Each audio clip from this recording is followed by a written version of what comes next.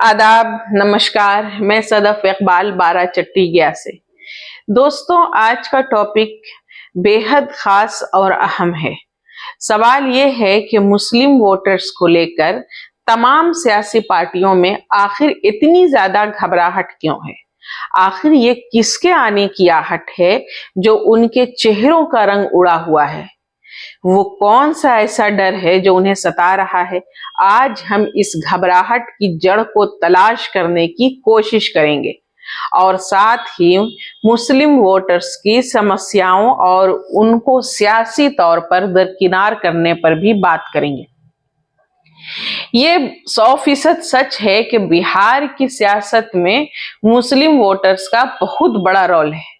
उनकी अहमियत से किसी भी तरह इनकार नहीं किया जा सकता।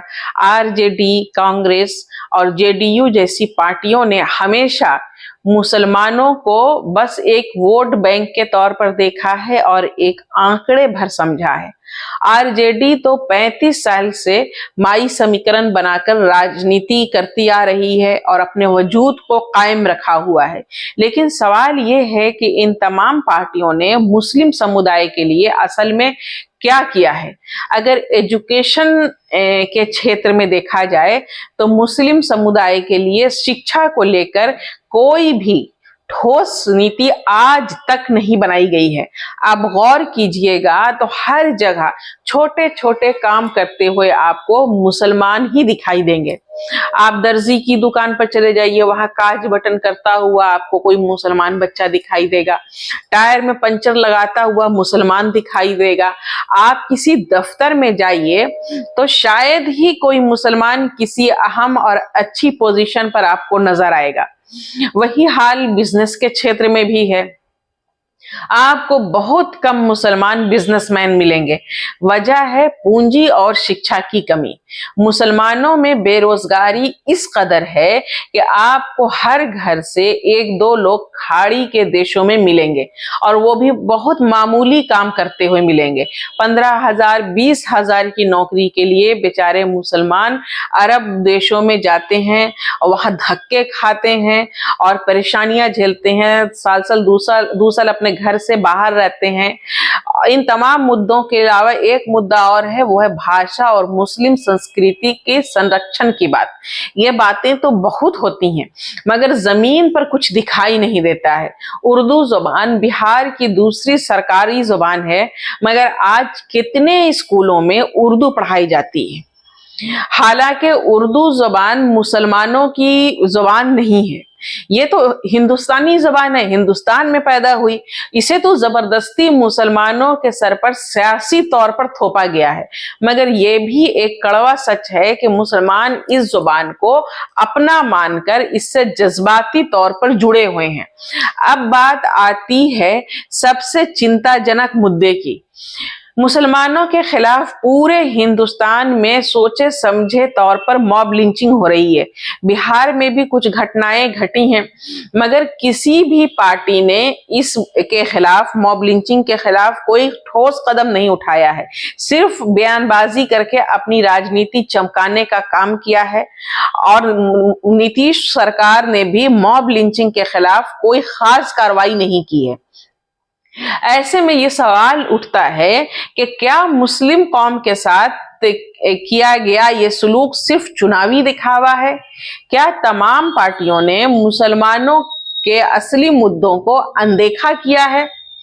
चुनाव नजदीक आते ही मुस्लिम वोटर्स को एक ही डर दिखाया जाता है, अगर हमें वोट नहीं दिया तो आपके अधिकार, आपका वजूद खतरे में है। सभी पार्टियों ने बार बार यही एजेंडा दिखाया है और वोट बटोरा है और मुसलमानों को राजनीतिक बंधुआ मजदूर बना करके रख दिया है। सवाल यह है कि क्या सिर्फ डर की राजनीति करना ही मुस्लिम वोटर्स की समस्याओं का हल है? मॉब लिंचिंग जैसी घटनाओं को रोकने के लिए कौन सा पुख्ता इंतजामात किया है अब तक सरकार ने। शिक्षा और रोजगार के मसलों पर भी तमाम पार्टियों ने कौन सा ठोस कदम उठाया है, ये बताया जाए। हर बार मुस्लिम समुदाय से सिर्फ और सिर्फ वादे किए जाते हैं, लेकिन जमीन पर कोई ठोस बदलाव नजर नहीं आता है।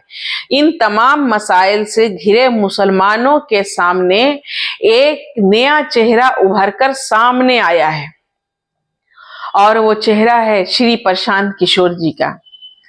ये पहले ऐसे शख्स हैं जिन्होंने मुसलमानों को उनका हक देने की बात की है, उन्हें एक स्पष्ट रोड मैप दिया है और मुसलमानों को उनकी आबादी के हिसाब से हिस्सेदारी देने का वादा किया है। साथ ही मुसलमान नौजवानों के लिए शिक्षा और रोजगार को बढ़ावा देने पर भी जोर देते हैं। मुसलमानों के अंदर लीडरशिप उभारने की बात प्रशांत किशोर जी करते हैं। उर्दू भाषा और मुसलमानों की तहजीब के संरक्षण के लिए भी ठोस कदम उठाने की बात करते हैं, वादा करते हैं। जनसुराज का ये रोड मैप मुसलमानों के भविष्य को एक नई दिशा देने का दावा करता है, और श्री प्रशांत किशोर जी से मुतासिर होकर मुसलमान बड़े पैमाने पर जनसुराज से जुड़ रहे हैं।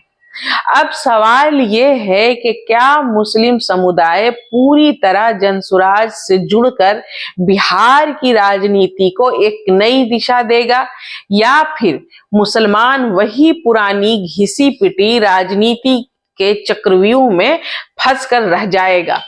इस सवाल का जवाब तो वक्त ही देगा, मगर ये तय है कि मुस्लिम वोटर प्रशांत किशोर जी की बात सुनकर जागरूक हुआ है और अपने लिए और अपने बच्चों के भविष्य को लेकर चिंता करने लगा है। अब मुसलमान अपने अधिकारों को लेकर सवाल भी करने लगे हैं। श्री प्रशांत किशोर जी ने सोए हुए समाज को जगा तो दिया है, अब देखना यह है कि मुस्लिम समाज जनसुराज के साथ कितना जुड़ता है। जय बिहार, जय जनसुराज। शुक्रिया।